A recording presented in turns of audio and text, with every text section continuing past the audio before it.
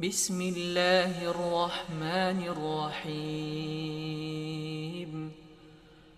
عم يتساءلون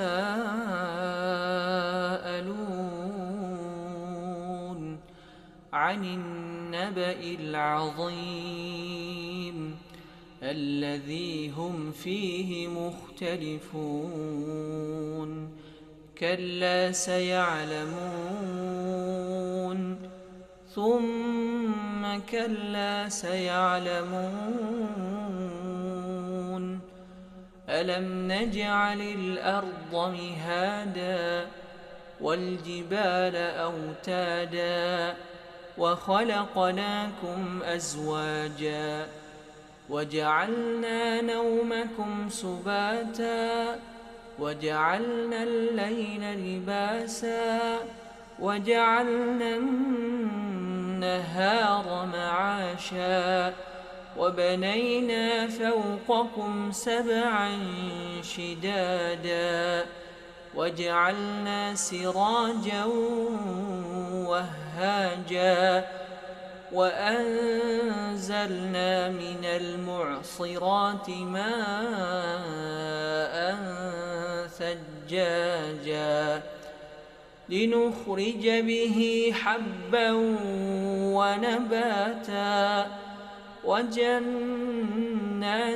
ألفافا إن يوم الفصل كان ميقاتا يوم ينفخ في الصور فتأتون أفواجا وفتحت السماء فكانت أبوابا وسيرت الجبال فكانت سرابا إن جهنم كانت مرصادا للطاغين مآبا لابثين فيها أحقابا لا يذوقون فيها بردا ولا شرابا إلا حميما وغساقا جزاء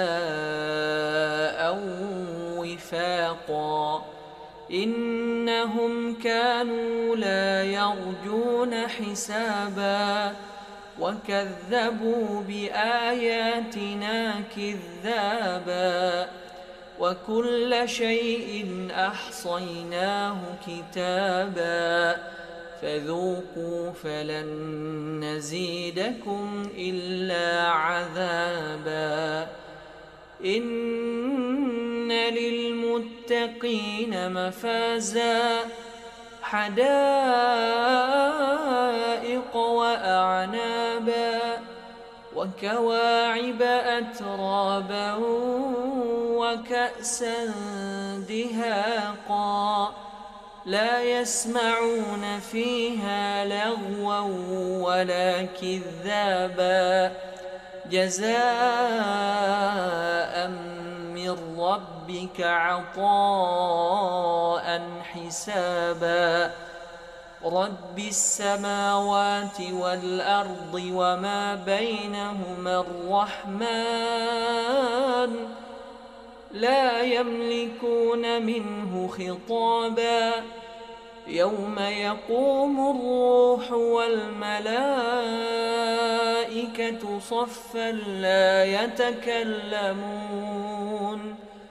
لا يتكلمون إلا من أذن له الرحمن وقال صوابا ذلك اليوم الحق فمن شاء اتخذ إلى ربه مآبا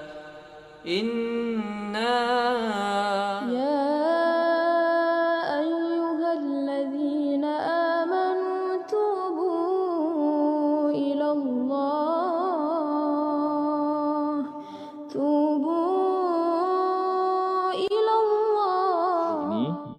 ini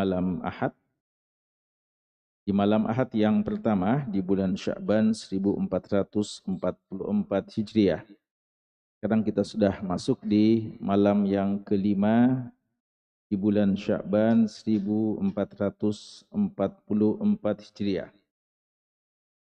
Dengan izin Allah dan taufiknya, kembali kita berkesempatan untuk hadir bermajlis melanjutkan kajian kita pembahasan hadis-hadis dari Nabi kita yang tercinta Rasulullah Muhammad sallallahu alaihi wasallam.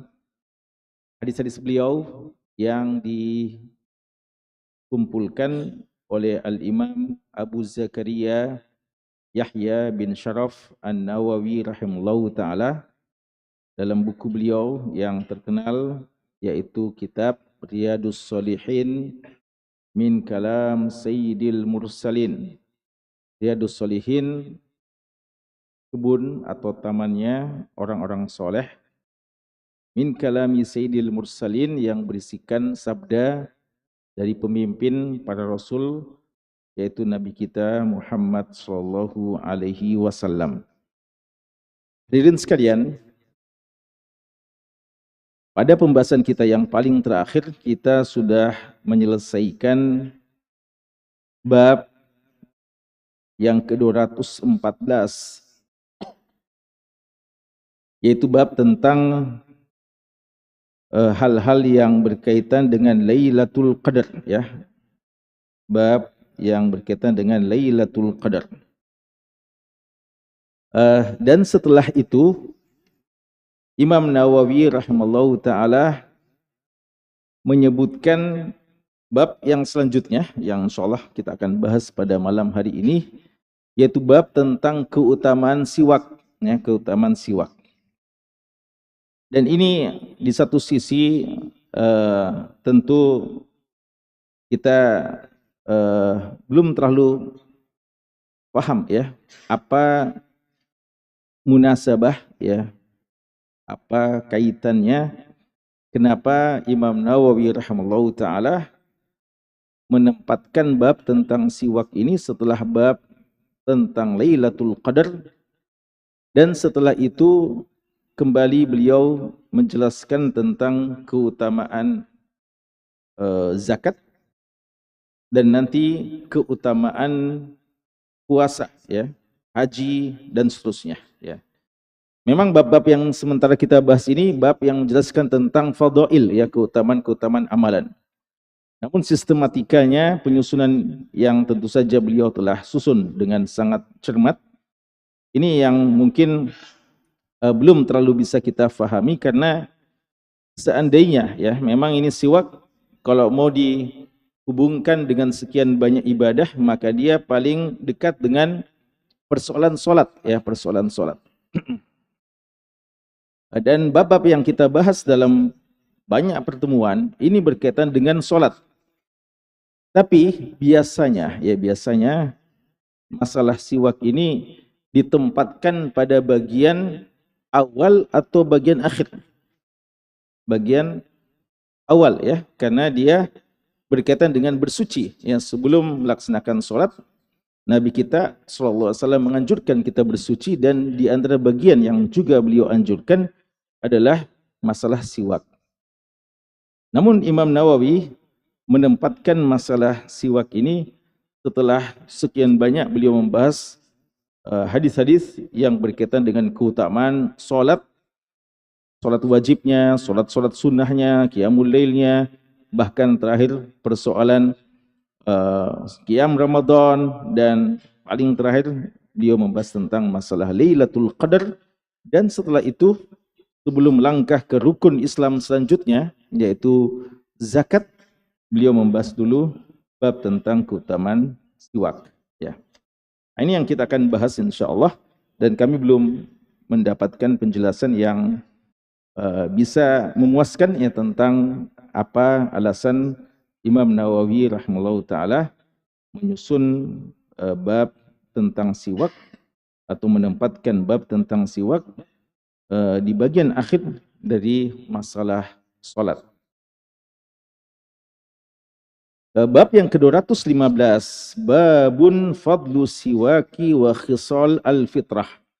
Bab tentang keutamaan siwak dan tentang beberapa hal-hal yang merupakan fitrah ya.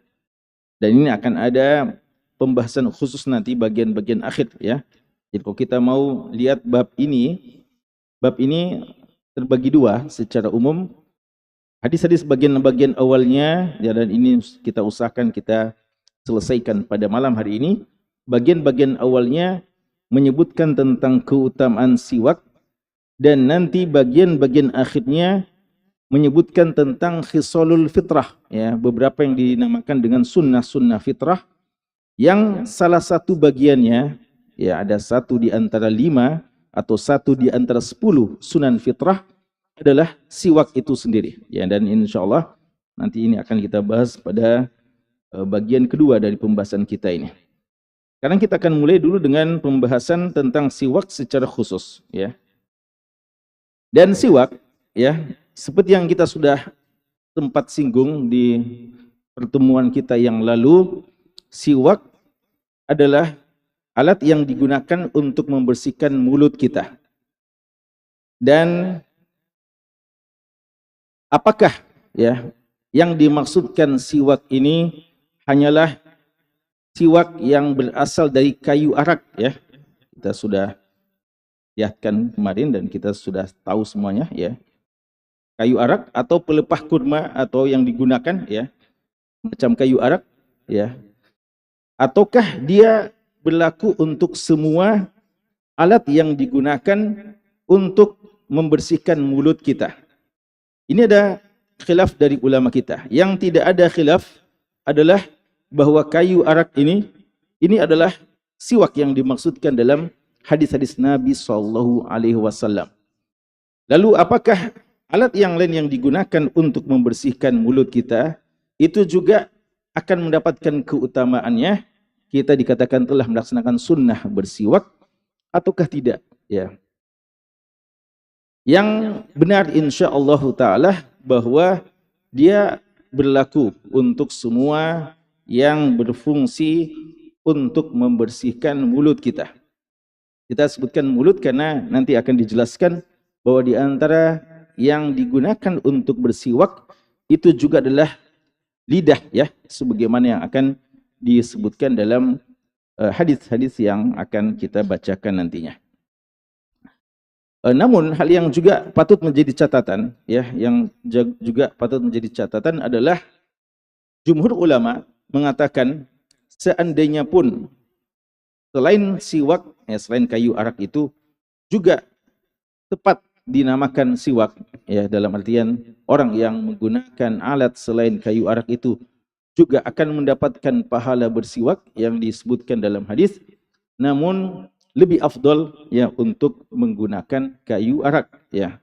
Itu pendapat dari banyak ulama kita, ya, kecuali mungkin dari kalangan Hanabilah yang menyebutkan juga berlaku untuk yang lainnya.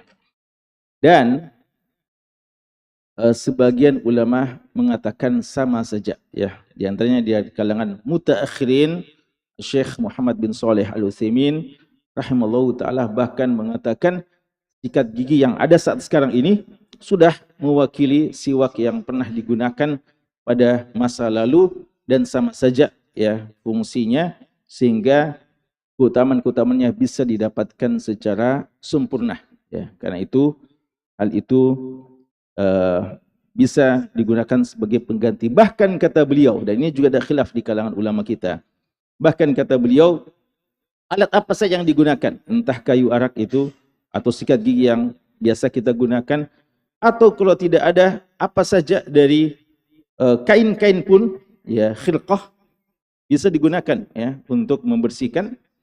Bahkan kalau tidak ada asabi', ya, jari jemari kita ini bisa digunakan, ya.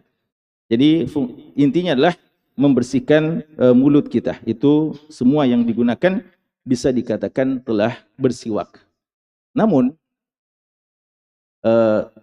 sebagian masyayikh kita, ya, ulama kita kontemporer menggabungkan dua maslahat ini, ya, bahwa dengan adanya alat yang kita gunakan pada masa saat sekarang, sikat gigi dengan semua bentuknya, dan tetap juga untuk mendapatkan kesempurnaan sunnah dengan menggunakan siwak kayu arak, maka ini dianggap memadukan semua maslahat dan kita lebih yakin bahwa kita telah mendapatkan apa yang dijanjikan dari sunnah-sunnah Nabi kita Sallallahu Alaihi Wasallam atau pahala yang disebutkan dalam sunnah Nabi. Apatah lagi penggunaan kayu arak ini dianggap lebih praktis dan bisa digunakan di mana saja, ya.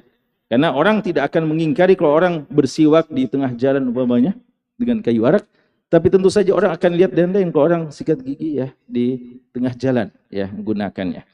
Dan orang bisa saja menggunakan siwak ini sambil berjalan sebagaimana yang akan kita sebutkan nantinya. Hadis yang ke-1196. Hadis ke-1196. An Abi Hurairah radhiyallahu anhu.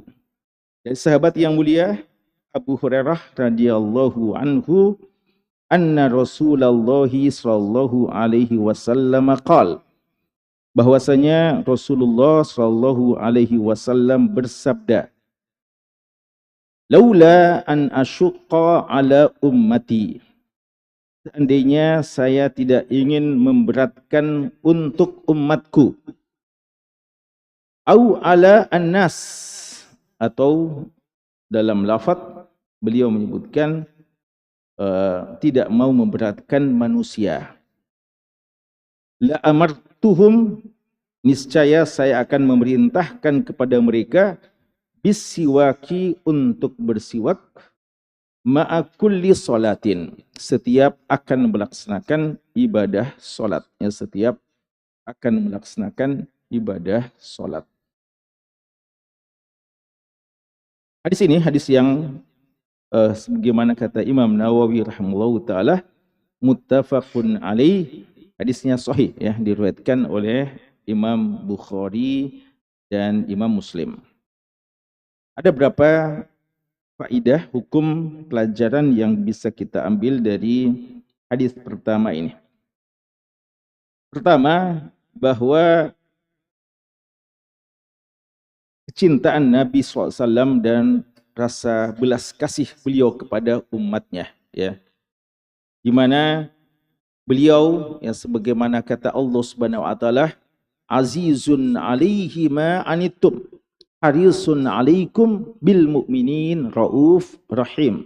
Ya, beliau seorang yang sangat penyantun, sangat sayang, dan azizun alaihi, berat bagi beliau, ma anittum, apa saja yang susah bagi kalian. Ya, karena itu Nabi kita sallallahu alaihi wasallam kadang ingin sesuatu yang ideal, yang paling afdal, namun beliau mengurungkan untuk mewajibkannya kepada umatnya, tidak mau mengulang-ulangi perintahnya karena khawatir akan memberatkan umatnya. Walaupun dia sesuatu yang baik, ya, beliau tetap anjurkan, beliau tetap perintahkan, tapi beliau tidak tekankan untuk tidak memberatkan umatnya. Dan perbedaan lafaz ummah dan annas, maka ya kalau dikatakan ummah di sini, maka yang difahami adalah ummatul istijabah, ya, umat yang menerima dakwah ini. Karena kata-kata umat dalam syariat, entah dalam Quran maupun sunnah, itu ada dua kemungkinan. Ummatud dakwah, yaitu umat yang merupakan objek dakwah, dan itu semua manusia, entah yang sudah Islam maupun yang masih kafir. Ketika digunakan kata-kata umat, maka boleh jadi yang dimaksudkan mereka-mereka, seluruh umat, seluruh manusia secara umum. Dan kadang penggunaan umat itu berlaku khusus untuk ummatul istijabah, yaitu umat yang sudah menjawab dakwah Nabi SAW, yang sudah masuk Islam. Umat beliau, umat Islam maksudnya. Kapan kita tahu ini penggunaannya lah untuk ummatul istijabah atau ummatul dakwah?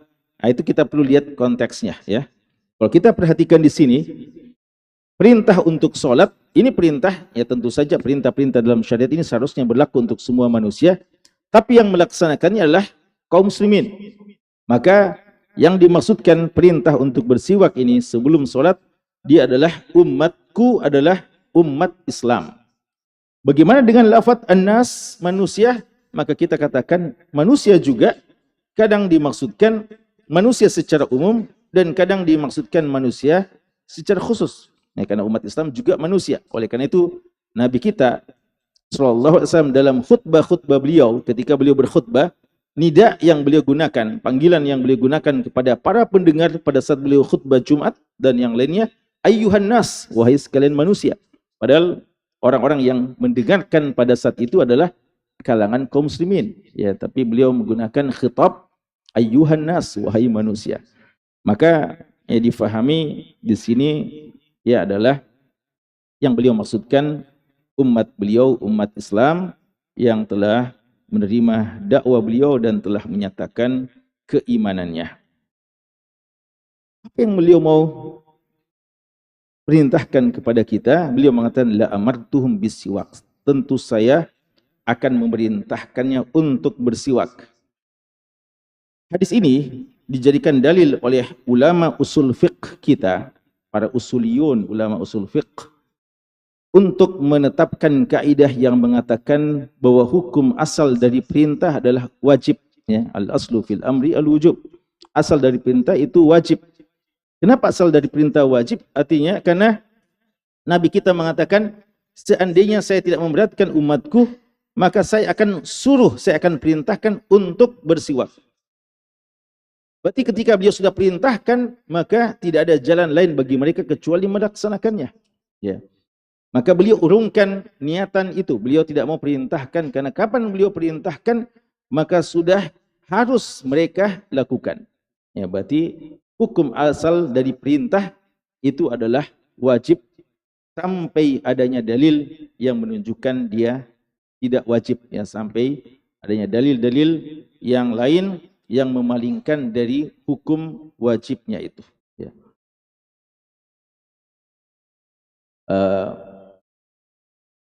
Tapi sekarang beliau tidak perintahkan, tapi beliau contohkan. Dan beliau motivasi umatnya dengan menyebutkan keutamaan-keutamaannya. Berarti hukumnya apa? Hukumnya adalah sunnah. Ya, hukumnya sunnah. Dan sesuatu yang hampir wajib, maka sunnahnya masuk ke dalam kategori yang disebut sebagai sunnatun muakkadah, yang sunnah yang ditekankan, ya, sunnah yang ditekankan. Karena di sini dikatakan hampir-hampir beliau wajibkan, berarti dia satu sunnah yang bukan sekedar sunnah, tapi sunnah yang hampir wajib yang beliau sangat tekankan. Kemudian beliau sebutkan di sini ma'a kulli sholatin, ya, setiap hendak melakukan solat, dan yang dimaksudkan adalah solat wajib, ya, secara utama. Dan juga tidak mengapa dalam pelaksanaan sholat-sholat sunnah juga, ya, kadang hal ini bisa dilakukan, ya, atau selama kita ingin berhadapan dengan Allah Subhanahu wa taala. Dalam sebagian riwayat dikatakan ma'a kulli wudu, setiap akan melaksanakan wudu, ya.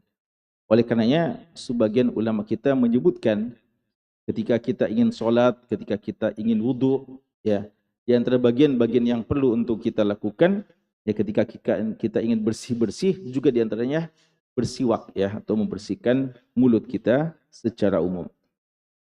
Ini beberapa hal terkait dengan hadis yang pertama. Kemudian hadis yang berikutnya, hadis Hudzaifah radhiyallahu anhu, ya, kita berusaha untuk mengambil, ya, sebanyak mungkin hadis, ya, kan ada berapa hadis sampai nanti pembahasan tentang fitrah, ya. Hadis yang ke-1197, wa an Hudzaifah radhiyallahu anhu qala, dari sahabat yang mulia Hudzaifah radhiyallahu anhu, Hudzaifah bin Al-Yaman radhiyallahu anhu qala, beliau mengatakan, kana Rasulullah sallallahu alaihi wasallam, adalah Rasulullah sallallahu alaihi wasallam, idza qama minal lail, jika beliau bangun di malam hari atau bangun dari tidur di malam hari, yashusu fahu bisiwak, ya, yashusu fahu bisiwak, beliau membersihkan, ya, mulut beliau dengan siwak, ya. Di sini digunakan membersihkan mulut beliau dengan menggunakan siwak, ya. Dan dikatakan bahwa asyaus ya adalah ad-dalq ya, menggosok ya mulut beliau, membersihkan mulut beliau ya, gigi dan lidah beliau dengan siwak itu. Apa pelajaran yang bisa kita ambil dari hadis kedua ini? Hadis kedua ini menjelaskan lagi kepada kita waktu yang juga dicontohkan untuk bersiwak secara khusus, yaitu di waktu kita terjaga bangun di malam hari untuk melaksanakan sholat, ya, untuk melaksanakan sholat ibadah qiyamul lail, ya, atau ya mungkin bagi yang terlambat untuk melaksanakan sholat subuh, ya. Ulama kita mengatakan hikmahnya jelas karena pada saat kita bangun dari tidur kita, ini keadaan di mana perlu ya untuk membersihkan mulut kita karena ya perpindahan ya posisi dan keadaan dari tidur pada bangun itu tentu saja yang menjadikan perubahan dari mulut kita, karena itu memerlukan untuk dibersihkan mulut kita dengan siwak itu. Berarti selain ya waktu untuk sholat, maka ini juga waktu yang dianjurkan untuk bersiwak. Walaupun kita tidak sholat, ya. Jadi seandainya pun ya ada seorang ya wanita atau siapa saja yang tidak sholat, ya, lalu terjaga bangun, maka dia pun dianjurkan untuk melakukan siwak ini. Ya, apatah lagi kalau ingin beribadah kepada Allah Subhanahu wa taala. Dan dalam riwayat dikatakan beliau dalam bersiwak kadang hatta yatahawwa, ya, sampai beliau karena bersungguh-sungguhnya ya, sampai kadang keluar dari suara beliau bagaimana beliau hampir semacam kayak hampir muntah ya, atau ya yatahawwa ya, karena beliau bersungguh-sungguh dalam melakukan siwak tersebut. Nanti gimana teknis yang betul ya, nanti ada dokter kita yang menjelaskan ya.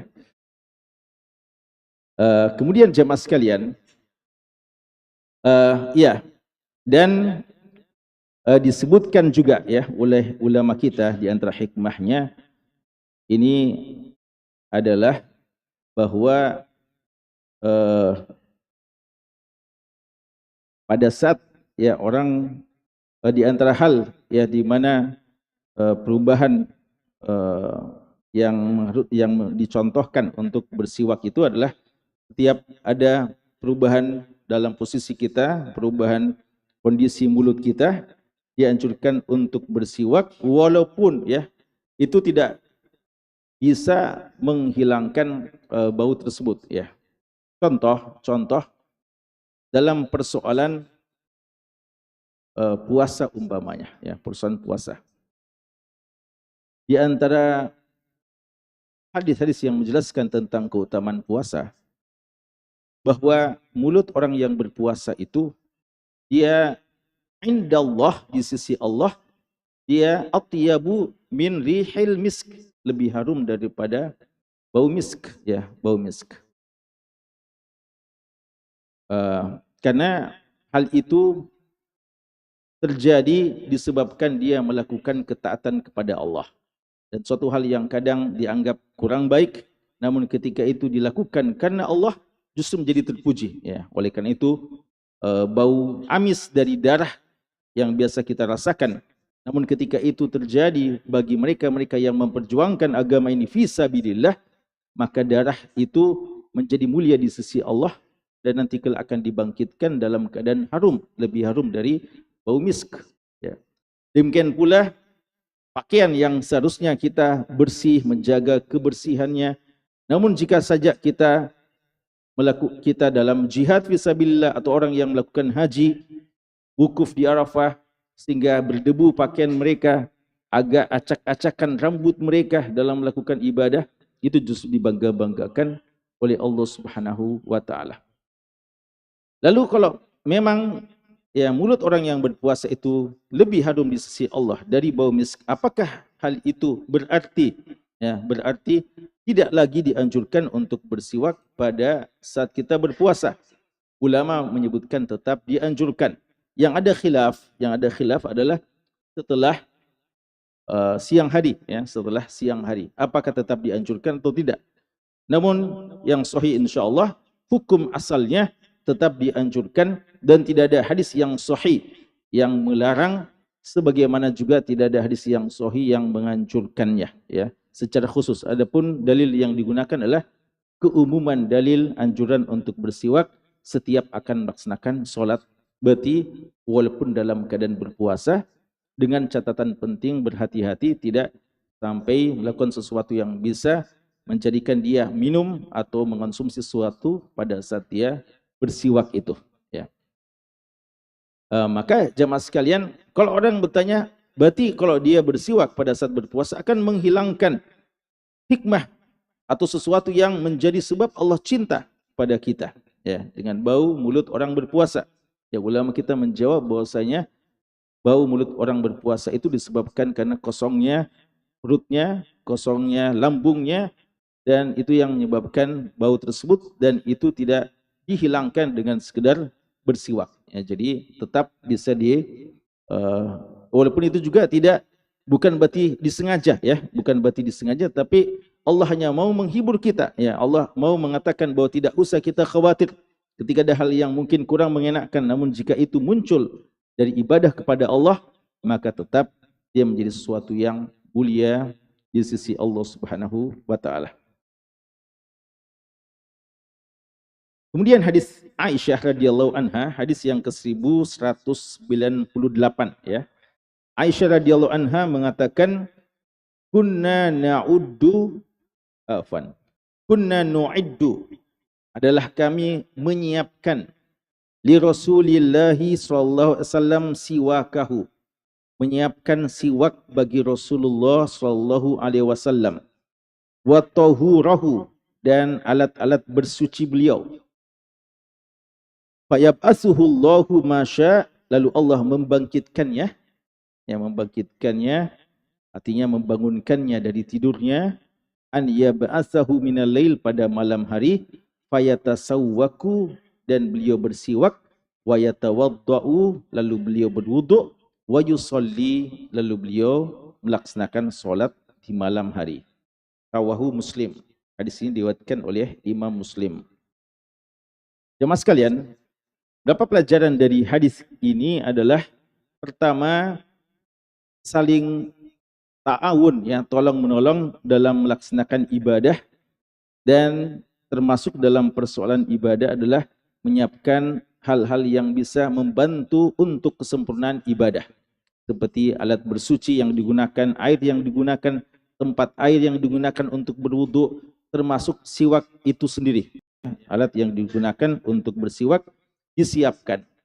Dan Aisyah radhiyallahu anha sebagai seorang istri yang senantiasa berkhidmat kepada suaminya, beliau menyiapkan ini untuk Nabi SAW. Dan ini sekaligus dalil dari sekian banyak dalil bolehnya saling bantu-membantu dalam persoalan bersuci, ya, dalam persoalan bersuci.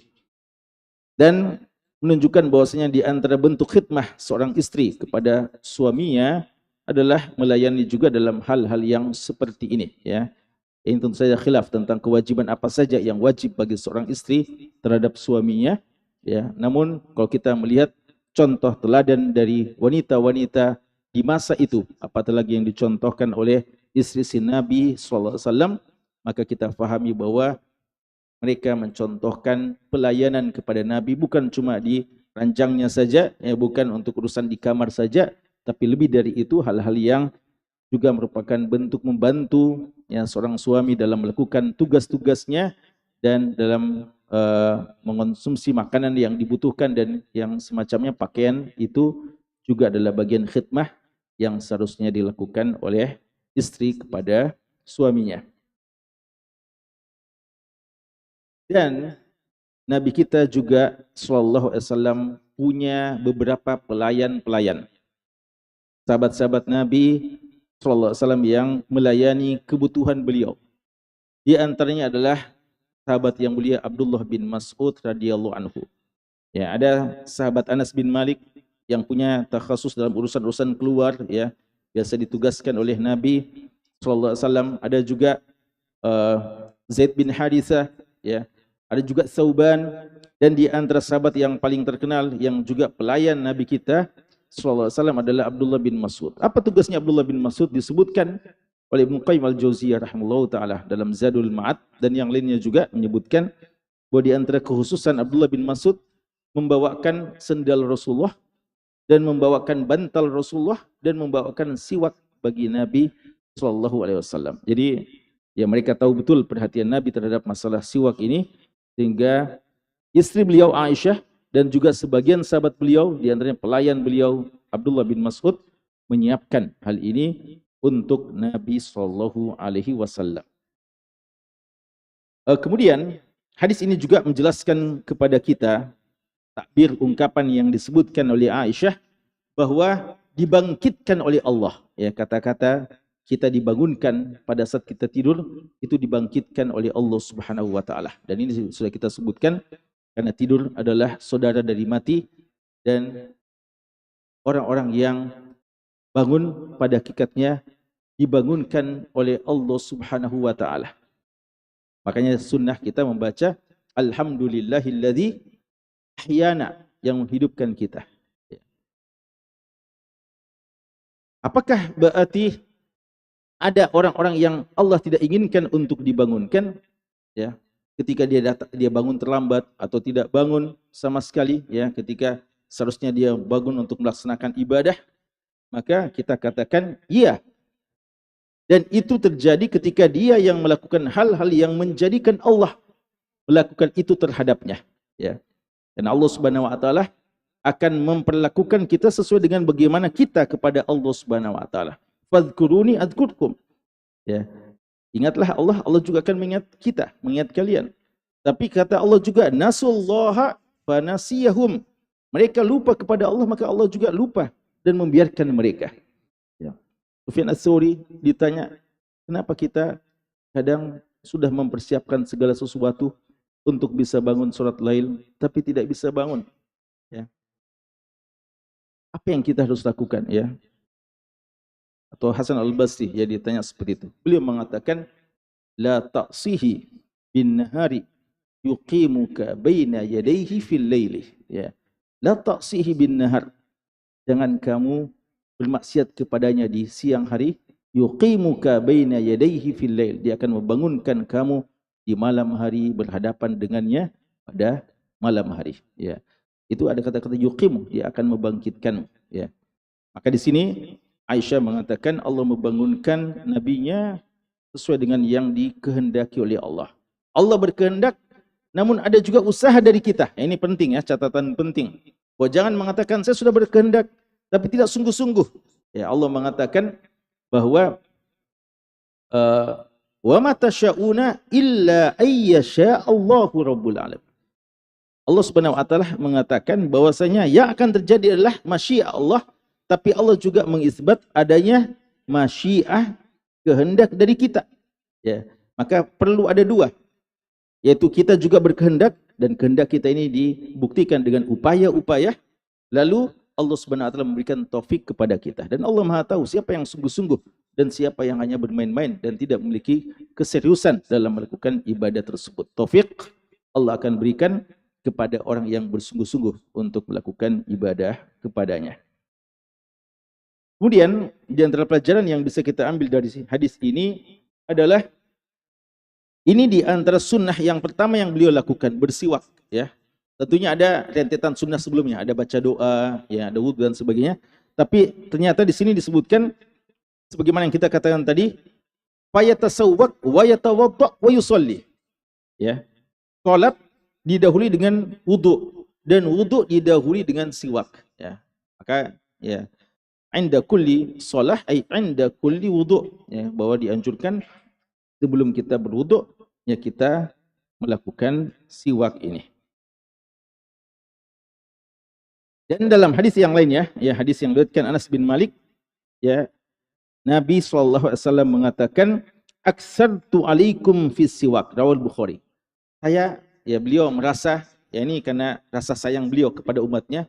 Beliau merasa tidak enak karena selalu ingatkan kepada sahabatnya, kepada umatnya akan hal ini. Sampai-sampai beliau mengatakan, mungkin kalian merasa aksartu alaikum, saya sudah terlalu sering ya mengingatkan, menyampaikan masalah ini. Ya, tapi ini isyarat tentu saja bahwa masalah ini walaupun kecil, tapi dia ya adalah sesuatu hal yang penting yang terhadap umat ini. Ya. Makanya dalam beberapa riwayat dikatakan bahwa boleh jadi ya dalam beberapa riwayat tentang ghazwah yang dilakukan oleh para sahabat ketika mereka kalah, ya di antara hal yang menjadi penyebabnya ketika mereka mencoba mempelajari, menelusuri sebab-sebab kekalahannya adalah ya boleh jadi karena ada sunnah-sunnah yang diremehkan, ada sunnah-sunnah yang ditinggalkan, dan boleh jadi ini ya di antara bagian yang pernah ya dipandang oleh sebagian sahabat akan hal itu. Walaupun juga ya itu disebutkan dalam beberapa riwayat yang sahih insyaallah, namun yang tahu kami tidak ada keterangan yang jelas ya, karena sebagian juga membuat riwayat tambahan bahwa ketika dipelajari ternyata kekalahan dari satu peperangan disebabkan tidak bersiwak, lalu akhirnya diperintahkan semuanya bersiwak, lalu pasukan musuh datang melihat semuanya bersiwak ya. Dan ini yang kalau selama ini pedangnya yang mereka asah, sekarang giginya yang mereka asah ya, bertambah bahaya ya, maka mereka lari ya pasukan musuh. Ini tambahan riwayat yang tidak kami tahu asal usul ya tentang kebenarannya ya, tapi diajak mereka untuk ya menghidupkan sunnah-sunnah yang semacam ini dilakukan oleh sahabat-sahabat yang mulia ya. Ketika ada kekalahan, mereka mempelajari sisi-sisi kekalahan atau sebab-sebabnya dari semua sisinya, termasuk meremehkan beberapa sunnah-sunnah yang mungkin dianggap remeh oleh sebagian orang. Ya, oleh karena itu Umar bin Khattab radhiyallahu anhu selalu memeriksa pasukannya. Ada yang pakai khuf, dia tanya, ini khufnya sejak kapan kamu pakai? Ya. Ini bagaimana caranya kamu pakai? Bagaimana sunnah yang kamu lakukan? Sampai masalah-masalah yang sedetail itu mereka perhatikan. Karena kemuliaan umat ini dan kemenangannya ketika kita berpegang teguh dengan sunnah-sunnah beliau yang besar, bahkan yang kita anggap kecil ya, kita anggap kecil. Karena pada hakikatnya selama datang dari Allah dan Rasulnya, semua itu mulia dan tidak ada yang boleh kita anggap sebagai hal yang remeh-temeh ya. Pada hakikatnya semua mulia selama datang dari Allah dan Rasulnya. Terakhir yang kami mau baca di sini adalah hadis Shuraih bin Hani radhiyallahu anhu. Beliau mengatakan, saya berkata kepada Aisyah radhiyallahu anha, ayyu syai'in kana yabda'un nabiyyu sallallahu alaihi wasallam idza dakhala baitahu. Apa sunnah yang pertama kali dilakukan oleh Nabi Muhammad sallallahu alaihi wasallam ketika masuk ke dalam rumahnya? Ya. Qultu, kata Aisyah radhiyallahu anha, bisiwak, bersiwak. Ya. Rawahu Muslim, hadis ini hadis yang sahih diriwayatkan oleh Imam Muslim. Pelajaran yang bisa diambil di sini adalah bagaimana para sahabat Nabi SAW, mereka tahu betul bahwa Nabi adalah seorang qudwah, teladan dalam segala halnya dan di mana saja. Bukan cuma teladan di masjid, bukan cuma teladan di tempat-tempat di mana beliau bersama dengan sahabat di lapangan atau di medan-medan yang terbuka, juga beliau adalah teladan di rumah beliau. Hingga hal-hal yang tidak mungkin terekam oleh para sahabat yang dilakukan oleh Nabi kita sallallahu alaihi wasallam di rumah beliau, itu mereka tanyakan kepada istri-istri beliau.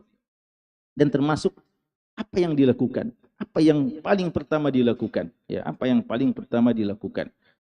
Ternyata menurut Aisyah radhiyallahu anha, sunnah yang menjadi kebiasaan beliau ketika beliau masuk rumah adalah bersiwak. Apa hikmahnya?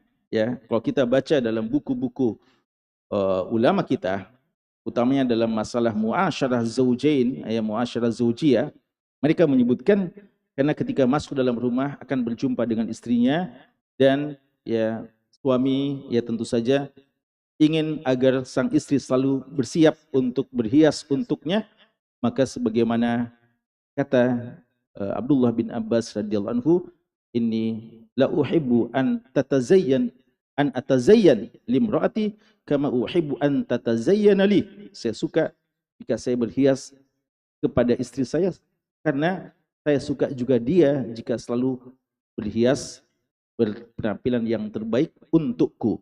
Ya, maka di antara hal yang diperhatikan adalah kebersihan seluruh tubuh kita, dan di antaranya adalah kebersihan mulut kita dalam siwak ini. Dan ini menunjukkan bahwa dia suatu hal yang penting karena beliau mendahului dengan ini. Dan sebagaimana yang kita sebutkan yang lalu, walaupun tidak disebutkan dalam kitab ini, adalah Nabi kita Shallallahu Alaihi Wasallam menjadikan siwak ini sebagai salah satu sunnah yang paling terakhir beliau lakukan. Karena menjelang kematian beliau, beliau di atas pembaringan dan orang-orang pada menziarahi beliau dengan berbagai macam bentuknya dan berbagai macam yang mereka datang dengannya, tapi tidak ada yang menarik perhatian beliau melebihi perhatian beliau kepada Abdurrahman bin Abi Bakar radhiyallahu anhuma yang masuk ke rumah Aisyah dalam keadaan bersiwak. Ya, Nabi langsung menatap terus Abdurrahman bin Abi Bakar, ya, saudara dari Aisyah. Aisyah langsung bisa menangkap keinginan Rasulullah sallallahu alaihi wasallam, maka beliau minta ya siwak itu kepada lalu ditanya mau, lalu beliau mengisyaratkan, lalu diminta siwak itu, lalu dipotongkan ya bagiannya, lalu diserahkan kepada Nabi sallallahu alaihi wasallam dan beliau bersiwak. Bahkan Aisyah mengatakan, saya tidak pernah melihat beliau bersiwak lebih baik daripada hari itu ya menjelang kematian beliau. Ya, ini menunjukkan perhatian beliau kepada sunnah yang mulia ini. Maka tidak pantas ya kalau kita menertawakan sunnah ini, melecehkannya dan menganggap suatu bentuk keterbelakangan dan kata-kata yang kadang kita dengarkan dari orang-orang yang membenci sunnah Nabi Shallallahu Alaihi Wasallam. Apatah lagi kalau menggantikannya dengan yang lebih tidak ya. Dulu-dulu para penuntut ilmu itu disebutkan dalam buku-buku penuntut ilmu ya. Mereka itu kalau di telinga mereka ada dua kemungkinan ya. Pulpen yang mereka gunakan untuk menulis dan siwak ya, siwak ya. Sekarang sudah diganti ya. Mungkin rokok orang gunakan ya. Yang diistilahkan bagi sebagian, ini istilah tidak tepat juga mungkin istilahnya. Ada sebagian yang benci sekali dengan rokok mengatakan rokok itu siwaknya Firaun ya, siwaknya Firaun. Jadi yang disimpan di sini itu mungkin istilah yang patut diperdebatkan ya.